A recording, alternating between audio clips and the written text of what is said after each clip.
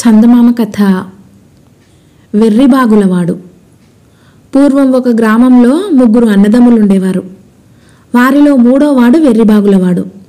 తండ్రి చనిపోయినాక పెద్దవాళ్ళిద్దరూ ఆస్తి పంచుకొని 3వవాడికి ఒక పాత పెట్టె మాత్రం ఇచ్చారు. ఒకనాడు పెద్దవాళ్ళిద్దరూ అమ్మే సరుకులను తీసుకుని సంతకు బయలుదేరి వెళ్లారు. సంతకు తాను మాత్రం ఎందుకు వెళ్ళకూడదనుకొని ఒక ఎద్దు కొమ్ములకు పలుపు కట్టి పలుపుతాడు చేత పట్టుకుని వెర్రిబాగులవాడు కూడా బయలుదేరాడు. వాడు అడవిదారిన పోతూ ఉండగా ఒక ఎండిపోయిన చెట్టు గాలికి కదిలి కొమ్మల రాపిడికి కిరకిరలాడింది. వెంటనే వెర్రిబాగులవాడు ఆగి, "ఈ ఎద్దును కొంటావా? 20 రూపాయలు ఆఖరు బేరం. ఇష్టమైతే కొను, లేకపోతే లేదు, అంతే" అన్నాడు. చెట్టు మళ్ళీ కిరకిరలాడింది. "డబ్బు చెల్లించటానికి గడువు కావాలా? రేపు ఇవ్వొచ్చులే. ఇంతలో నీ డబ్బెక్కడికి పోతుంది? ఇదిగో ఎద్దు" అంటూ వెర్రిబాగులవాడు తాను సంతకు తీసుకుపోతున్న ఎద్దును ఆ ఎండిన చెట్టుకు కట్టేసి సంతోషంగా ఇంటికి తిరిగి వెళ్ళిపోయాడు. "ఏంరా వెర్రివాడా, నీ ఎద్దు కనిపించదేం?" అని అన్నలు అడిగారు. 20 రూపాయలకు అమ్మేశాను అన్నాడు వెర్రిబాగులవాడు. అన్నలు ఆశ్చర్యంతో, "అదేమిటి, డబ్బేది?" అన్నారు.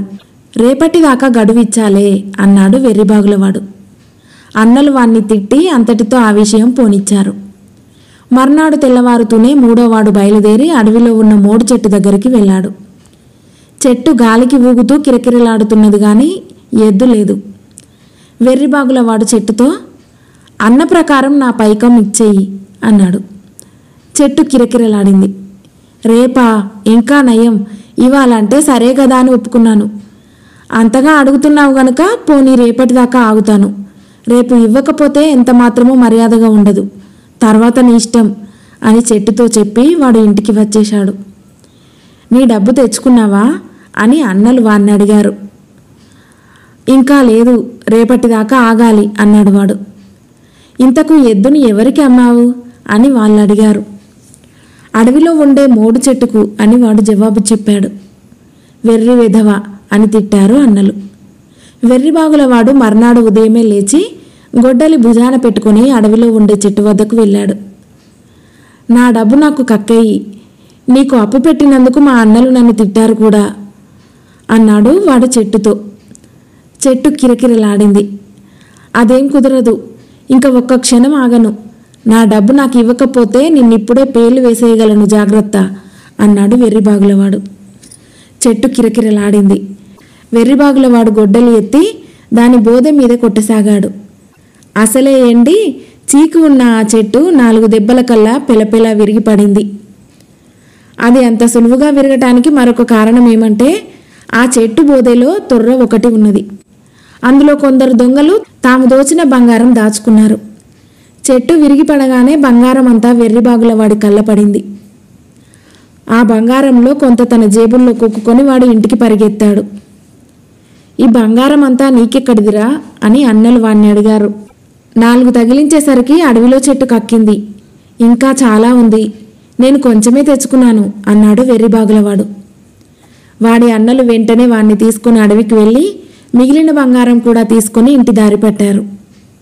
"నువ్వు వట్టి వెర్రి కుంకవు. మన దగ్గర ఈ బంగారం ఉన్నట్టు ఎవరికీ తెలియనివ్వకు. తెలిస్తే ప్రమాదం" అని వెర్రిబాగులవాడితో అన్నలు చెప్పారు. "నేనెవరికీ చెప్పను" అన్నాడు వాడు. వారు కొంత దూరం వెళ్ళేసరికి వాళ్ళ ఊరి శాస్త్రులు గారు ఎదురుపడి, "ముగ్గురు గోతాలలో ఏమిటో తెస్తున్నారే, ఏమిటవి?" అని అడిగాడు.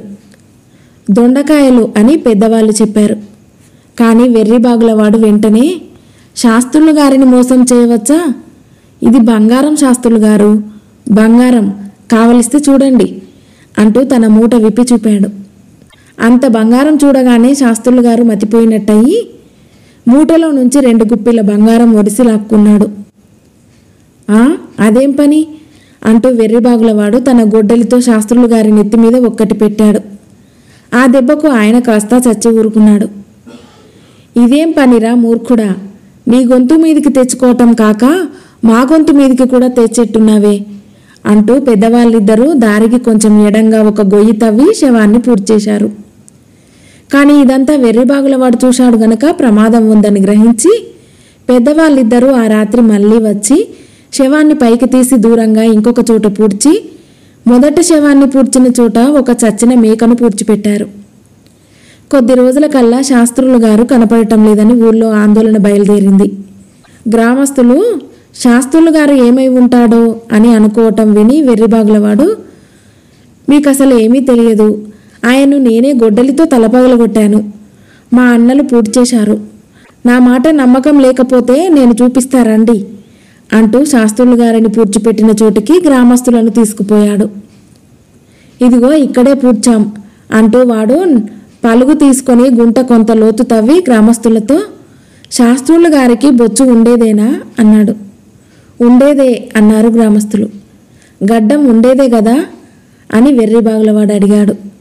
అవును ఉండేదే అన్నారు వాళ్ళు. నెత్తిన 2 కొమ్ములు ఉండేవే కదా అన్నాడు వెర్రిబాగులవాడు. కొమ్ములుండటం ఏమిటి అన్నారు గ్రామస్తులు ఆశ్చర్యంగా. నా మాట నమ్మకపోతే మీరే చూసుకోండి అంటూ వాడు చచ్చిన మేక తలను పైకెత్తి చూపాడు. గ్రామస్తులకు వాడి మాటలలో నమ్మకం పోయింది. ఈ వెర్రిబాగులవాడి మాటలకేంలే పదండి అంటూ వాళ్ళు తమ దారిన తాము వెళ్ళిపోయారు. కథ సమాప్తం.